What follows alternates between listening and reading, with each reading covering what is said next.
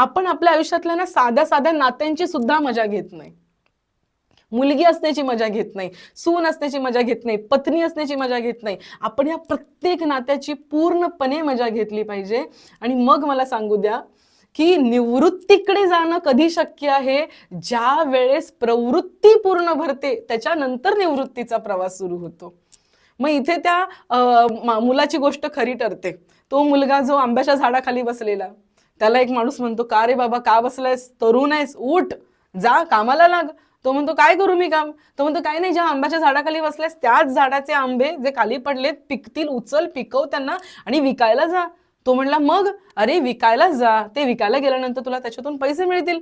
अरे कशासाठी पाहिजेत पैसे. अरे मग त्या ह्याच्यातून तू अजून कलम घे, जागा घे आणि तू अजून आंब्याची झाडं लाव. मग त्याच्यातून तू अजून आंब्यांचं उत्पन्न काढ, ते अजून विकायला जा. मग त्याच्यातून अरे अजून पैसे कमवशील, मग त्याच्यातून मोठा व्यापारी होशील. मग त्याच्यानंतर काय, व्यापारी झाल्यानंतर तुझं सगळं घर बीर सगळं श्रीमंत होईल, लोक सगळी खुश होतील. मग त्याच्यानंतर काय, लोक खुश झाल्यानंतर मग तू आरामात बसू शकशील.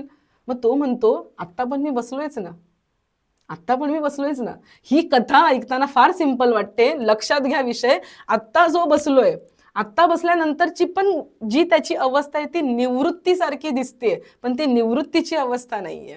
एवढी मेहनत केल्यानंतर ज्या ज्या त्याच्या अंगातल्या वृत्ती, मनातल्या वृत्ती, त्याच्या वासना, त्याच्या कामना, त्याचा मोह, लोभ, जो जो काही युटिलाइज होईल आणि त्या प्रत्येक वृत्तीतून त्याची जी मुक्तता होईल ना, त्याच्यानंतरची शांती आहे, त्याला निवृत्ती म्हणता येईल.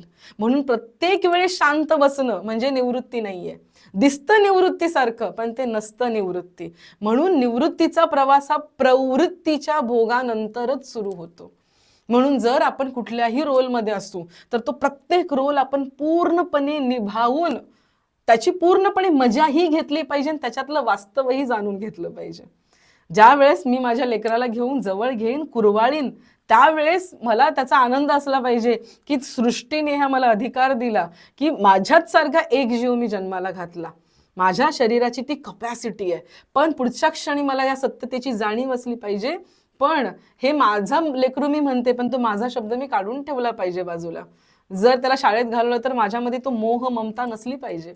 पुढे जाऊन तो कॉलेजला गेला, बाहेर गावी गेला तर तो मोह ममता नसली पाहिजे. या गोष्टीची जाणीव मला असली पाहिजे. हे माझं माझं म्हणत असताना जी प्रवृत्ती निर्माण होते आणि त्याच्यानंतर अध्यात्माच्या आतून जो सिग्नल येऊन त्याच्यावरती मात होऊन जी निवृत्ती निर्माण होते ना, ती निवृत्ती अत्यंत महत्वाची आहे.